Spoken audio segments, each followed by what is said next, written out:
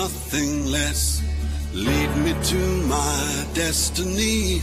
I have waited patiently. I was built to be the best, number one and nothing less. Lead me to my destiny. I have waited patiently. I have vision, though I believe. I know I can count on me. So stand up for the champions, for the champions. Stand up, stand up, stand up for the champions, for the champions. Stand up for the champions, for the champions. Stand up, stand up, stand up for the champions, for the champions. Stand up.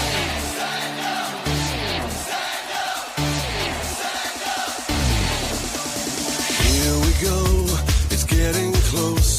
Now it's just who wants it most. It's just life, that's how it is.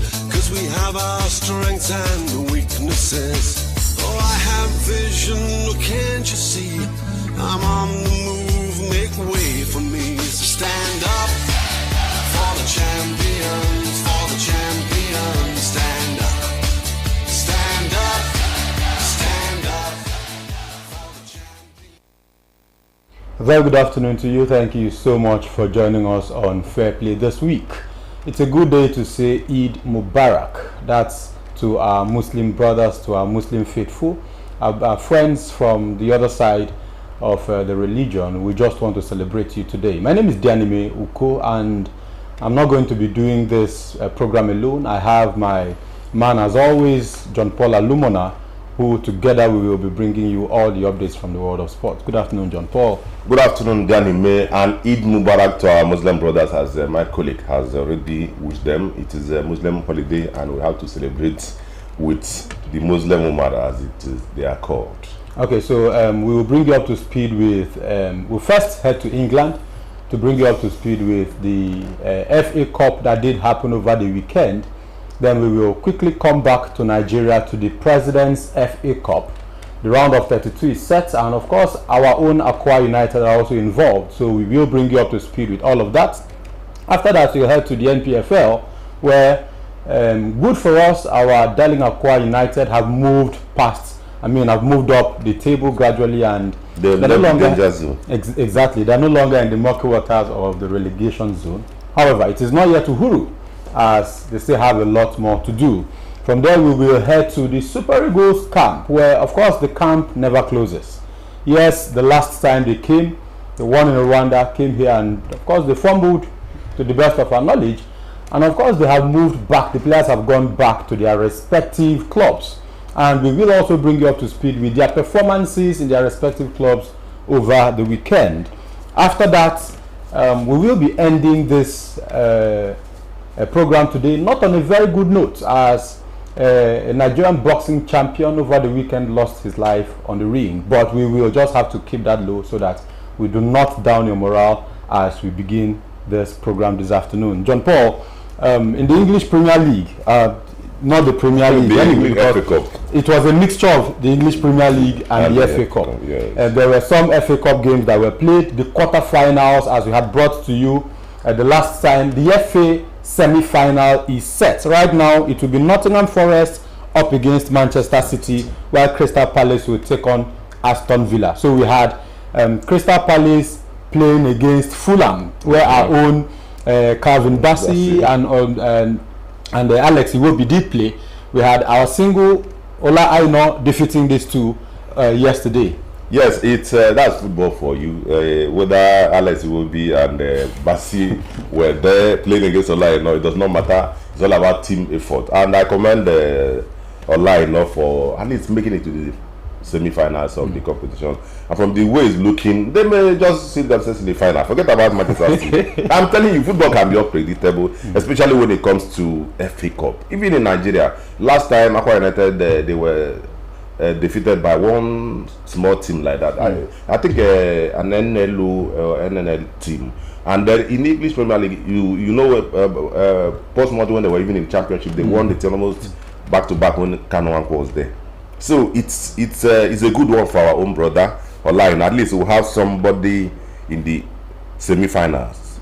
So if they confront Manchester City, anything can happen. Well, with the statement that Manchester City made against the Bournemouth, you know, they came from a goal down. It does not matter, but at least they don't one or so. So far, it's not been all rosy for Manchester City. Yes, and then the form of Nottingham Forest in the EPL proper is that I think they are the fourth or so. It's actually a cause for concern. Guardiola will have to tighten his belt and then do the needful. If not, just go to the final. If we go back to history, history lane a bit, just like you had mentioned, Portsmouth, when we had Kanu Nwankwo there, played in the FA Cup, and of course became King of England. Yes, because I still remember that cap he wore with the writing King of England. He scored a goal in that particular match, and Portsmouth defeated, I think it was Manchester City, a very big team like to emerge champions. There was also at some point a Birmingham with one of the Nigerian strikers at that time, playing against Arsenal. Yes, he defeated Arsenal and he scored. Sure. Birmingham City, as it were at the time, they were not even in the English Premier League. They were in Championship. They were in the Championship. They came there, they played, they defeated Arsenal. That a Nigerian striker scored, and so of course it can be a game where anybody, yes, will come. And then this one is EPL versus EPL, so it can be anybody's game. And then looking down on Nottingham Forest, a team that have done very well this season, you're on your own. So I'm telling you, anything can happen. Though on paper you give it humanity, but on the field of play, just like we'll give it to Super Eagles against Zimbabwe. So I know we'll come to that. And at the end of the day, it all ended in shame also. But it's that's football for you. So okay, let us come back home to Nigeria, where of course the round of 32 in the President's Federation Cup will hold from the 2nd of April. That will be in 2 days. So we're expecting that. Of course, the fixtures have already been out, and it's going to take long to mention the 16 matches, but we're interested in where Akwa United is at the moment. Akwa United will be playing the mighty Jets Feeders of Plateau, and that match will be at Ayimba in Kogi State. Yeah, that will be in 2 days. In 2 days' time, yes. That's not actually that's the table of MPFL. This is the table for the MPFL, but it can be there because we're going to be discussing the MPFL. Okay. Now the thing, just like what I mentioned when I was trying to analyze the English FA Cup. In FA Cup, I think our own is a presidential. The Presidential Federation Cup. Yes. Good. But of course, it's still called the FA Cup. Yeah. The F whatever is still there. So anyway, Akwa United the management, in fact, the technical crew, they know. I'm happy that they picked up their form. They are performing very well because they won away from home. No, at least they've done well. They almost won against Rangers, and then went and surprisingly won in Ondo, I think. Yes. So it's a good one, and then they've been consistent at home. I think 3 matches now at home and then 2 away, 1 draw and a win. It's a good one.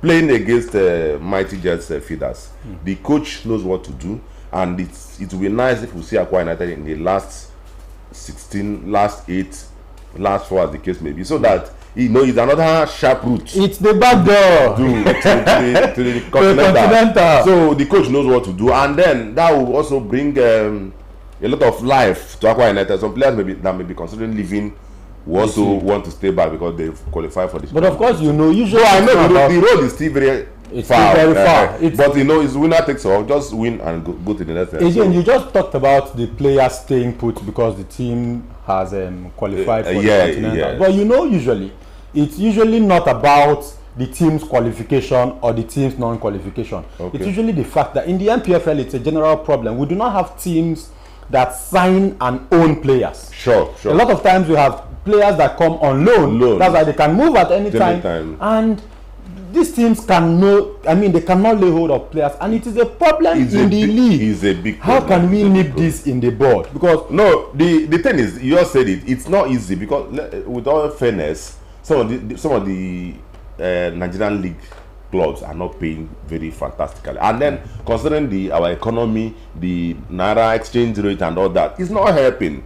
That's why you see some players leave a team like Enyimba or Rangers and go to Sudan and go to Togo just because of that little. Sudan is a big. I know now, not Africa, but it's a small country. That's why it could be small, but they pay in dollars. I know. Yes, they pay in dollars. So and of course, you have their teams play consistently in the in the Champions League. Now, in world football, in African football, Super Eagles of Nigeria against Sudan, the FIFA ranking and all that. No, I'm not trying to tell you, if not because of the cash.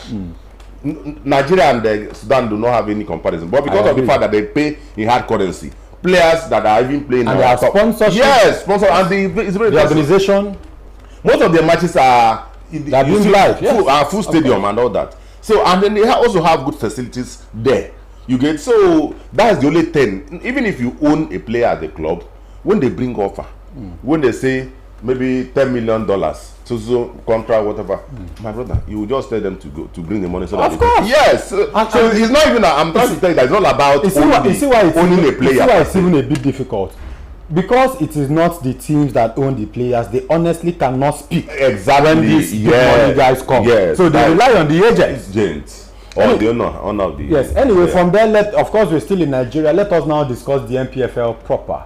We can now put up that table on the screen for our viewers to see. Currently, Akwa United. I don't know. I think we should clap for Akwa United. It's good you mention it. I remember when I was arguing with you here that it's possible for Akwa United to escape. Though they are still in a very dangerous position, but comparatively to where they were, relatively. It is far better now. They're on the 16th position with 37 points. Yes, 37 points or so. 36 points. Yes. So it's 37. They are on 37 points. Why the team on the 17th position, Nasarawa United are on 36th position. Then the one on the 15th position, Katsina United are on the 39th position. So you can see the closeness. That's what I told you, that in the MPFL, and they cannot afford to sleep more. No. They cannot even afford one away loss. Yes. It will be dangerous. So they just have to revolve around there or move up a bit. You know, because the politics of the MPFL and everything will still come up. Of course, this is the business part of the league. So that kind of a thing, we need Akwa United. They need to do everything possible. If you know what you did to win in Ondo and get a draw against Rangers in Enugu, continue to do that. Yes, now they say don't change the winning formula.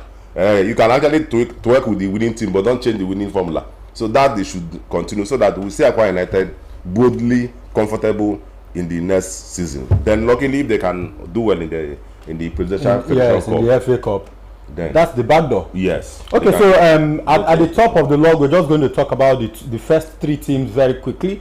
Remo Stars are top with 60 points. It looks like it's good for them already. Rivers United are following second with 52 points. Let's also not forget that Remo Stars still have a game in hand. Yes. Then third on the log are Abia Warriors. They're doing very well for themselves. Imama Mapakabo has stayed in that team. Now that is apart from Stanley. I think that is second coming because he was there before. Yes. Apart from Stanley Eguma, who spent quite a long time in Rivers United. Then we also had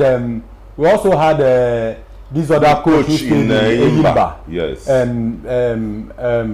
The name just escaped my memory now. He stayed in Enyimba for a long time. Yes. Another coach who has stayed with a team for quite a while is Imama Mapakabo, and we can see the results of having a coach that has been consistent with a team.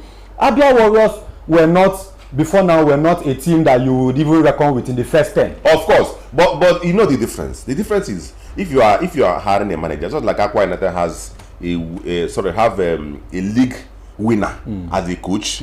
Imama Mapakabo also won the league with Rangers. Of course. Yes. So that winning streak, that quality, it makes a lot of difference. The experience. Yes, it makes a lot of difference. So I'm happy for him. Surprised that no one would have believed that they will be in this kind of. Of course, and if they continue where they are, they're good with 50 points. So they will make it to the continent. That's exactly what we're looking forward to. A good one for anyway, from there, let us move very quickly. Sorry, and then before you move, look at the Rivers United and Abia Warriors, 52 and 50. Then look at Remo with a match to spare.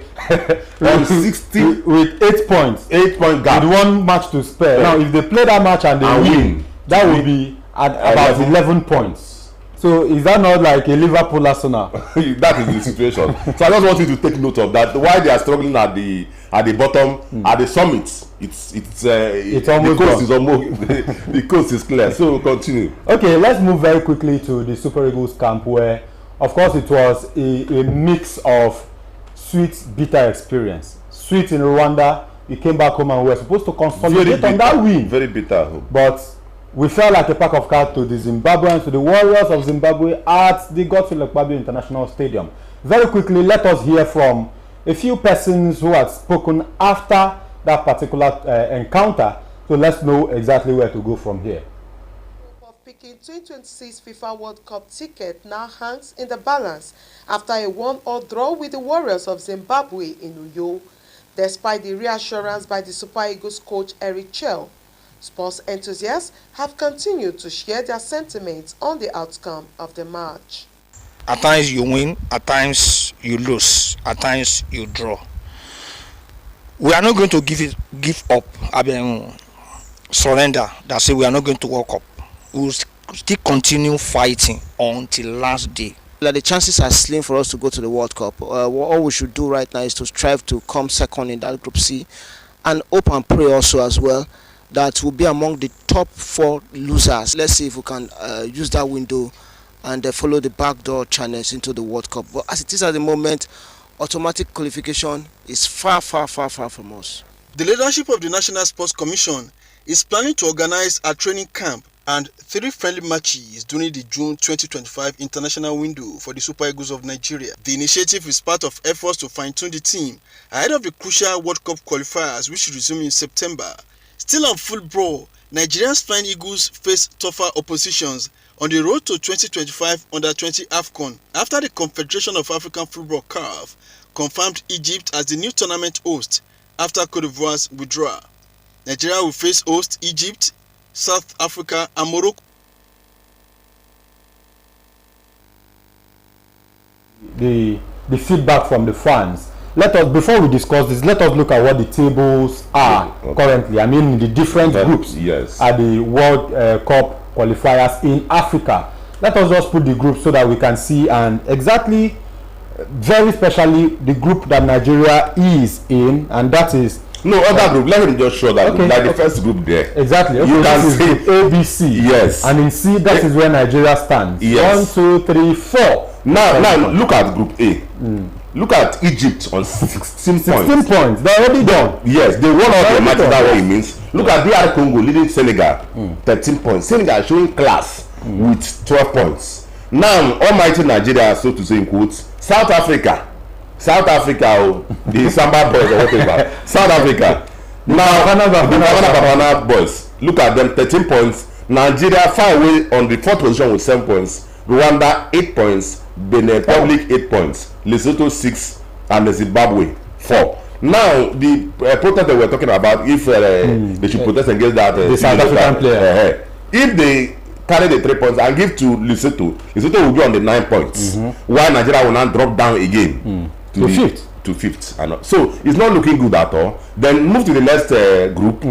Next group where we have Group D, E, and F. So you also see that Cape Verde Island. See Cape Verde. You know, Cape Verde though. that's why African football is they're no longer minor in African football. Cape Verde on 13th position, leading Cameroon. Cameroon still showing class with 12 points. So anything can still happen. Of course. Then in Group E, you have Morocco 15 points. They only had a 1 draw. That's what it means. Yes, because they with 5 matches. And then look at Niger and Tanzania 6-6. Do you understand? They have almost 9 points gap. Okay, going to the Group F, you have Cote d'Ivoire showing class with 16 points. Then the next country followed them is Gabon. Look at Gabon, 15 points. No, you can't say you can't say look at Gabon. That's where Pierre-Emerick Aubameyang plays. Yeah, I know. And other teams other players that are doing well in Europe. That there, I agree with you. So you don't say at this point they rank far above Nigeria. Of course. Given what with this now. You can imagine that if we had 15 points, just wait now. Then the last Group G, you have Algeria with 15 points. You know? Then followed by Mozambique. 12 points. Yes. Now, going to Group H, Tunisia, another North African team, 16 points again. They've won all. Now, Namibia, 12 points following them. Then Group I, Ghana did not qualify for Nations Cup. I don't know whether you remember. Look at Ghana, they are having 15 points.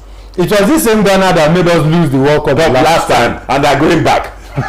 And imagine the teams that may be qualifying for the World Cup at the expense of Nigeria. Like I said, Namibia. Imagine a team like Namibia. Mozambique. Look at the team like Mozambique. Then in the group I, look at Comoros. That may be qualifying to the World Cup. Yes. Look at Niger Republic. Then you look at, I don't want to mention Gabon because Gabon is a big team. Look, Burkina Faso too is a big team. Look at Rwanda. Look at Rwanda in the youth. It's even ridiculous to say that Gabon is a big team where Super Eagles is. You know? So, but all the same, it's football for you. And anyway, some of those things following, look at it in all fairness. Maybe because they will still be the one that play the playoff. Maybe we can get it easy there. But I promise we even play to the playoff. Will be very difficult. Because that will be the final politics. Again, you see, let us make this very clear. We're not going to be playing the playoffs against African teams. If we qualify to the playoffs, exactly, we may be playing either a Peru, a Cuba. We can be playing a South America, or Mexico, Denmark. Remember when Denmark exactly. It was in the flood 1990s. So it is not yet Uhuru. It's not. It would have been a very good thing for the Super Eagles to just make it straight. I mean, stay on top of the group. So it's just to get automatic qualification. So that's where we are. So when you see myself and John Paul, I mean, get almost aggressive the way it is. It's because we're true Nigerians. Honestly, we're patriotic, and we had expected that we were not going to be now. Yes. Even when we had a coach, you played a match in Rwanda. Luckily, we had those goals. Then you came to still play them team midfield. Look at what we did.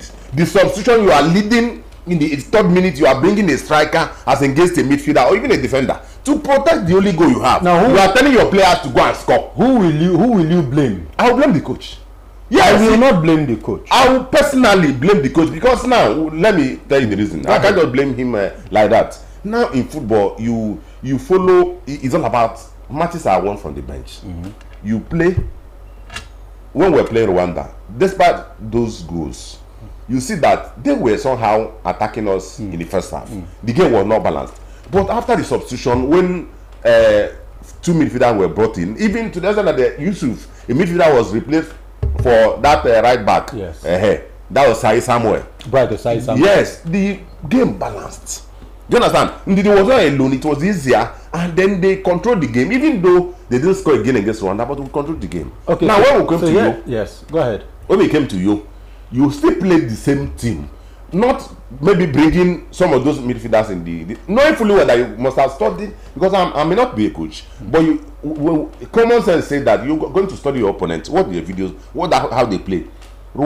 This is Zimbabwe, they are a very strong midfield team, You still played two midfielders. Not only that, you saw that the tactics of playing Moses was not working, and then Chukwu put inside. The Lukman put for 8. These guys could not express themselves. It's easy. You play football, okay, so it's easy to dribble at the wing than the midfield. Now let me tell you exactly what I saw. Okay.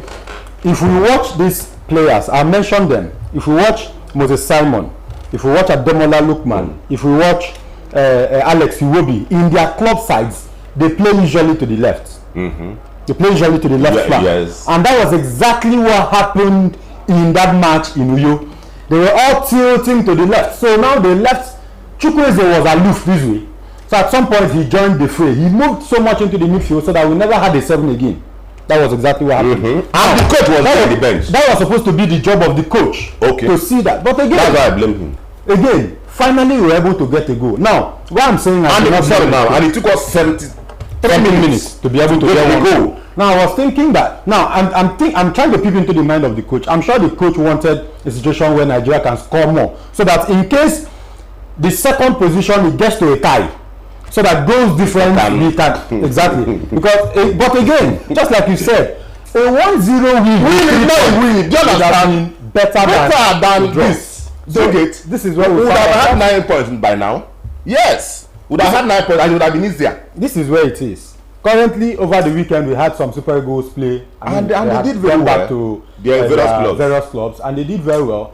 Unfortunately, we have more Super Eagles players with their teams falling than other Super Eagles whose teams won. For instance, we had Chukwueze, his team lost, that's AC Milan. Yes. Osimhen, for the first time in a long time, Galatasaray lost. We had Lukman, Ademola Lukman, they lost against Fiorentina. Yes, Atlanta. Then Calvin Bassey and Iwobi, like we had already talked about them. Fulham lost to Crystal Palace in the English FA Cup. Then we had Moses Simon. Yes, he scored Nantes against Le Havre, but again, it was not enough because his team still lost. Then for Nigerians that did well, the Super Eagles that did well, we had Iheanacho. After for Middlesbrough, yes, and he scored one in the championship, and it was enough to help his team. I mean, win that particular one. We had Cyril Dessers, who only did not play. And you have refused to call him in the Super Eagles. So we refused to call him, and he's scoring goals. This young man is scoring. Victor Boniface came up and scored and helped his team Bayer Leverkusen. We also had Olaino. Yes. Then that's Olokodare. Olokodare. He also scored. And their teams are doing well. Now, what should we be doing at this point? Should we leave these ones whose teams are not doing well? But of course, we cannot leave with Osimhen because we like it or not. But look at what's the sin of Cyril Dessers. I personally asked him about last time in the last 2 matches. What is the problem with Cyril Dessers? I said, I don't want to invite him. Chidera UK, we know he's good with the ball. He can dribble. Exactly. And he likes for goal. Yes. Why are you not inviting him? Well, this conversation will not end. This conversation will not end now. It's not always. As always, we are now with our very big calculators, and we're looking forward to what result we will get from our calculators. In Nigerian palace now, not palace in this other side of the divide, Nigeria now, we are praying and wishing South Africa bad luck. So that South Africa, yes, we are wishing that FIFA should deduct 3 points. So what would the South African coach now? South African coach is praying that Nigeria should win all their matches. He said if Nigeria win all their matches, they will qualify because most of the teams that are close to them are going to play Nigeria. And if Nigeria can win all the matches, then they will qualify. All right, you see the prayer. Because of our time, let us go very quickly to some other bad story. It was not a very good news for us. Over the weekend, we had this boxing champion, Segun Olarewaju, who slumped and died inside the ring during a fight in Ghana. Can we just put up that video? And that is where we will wrap up things for today's program. And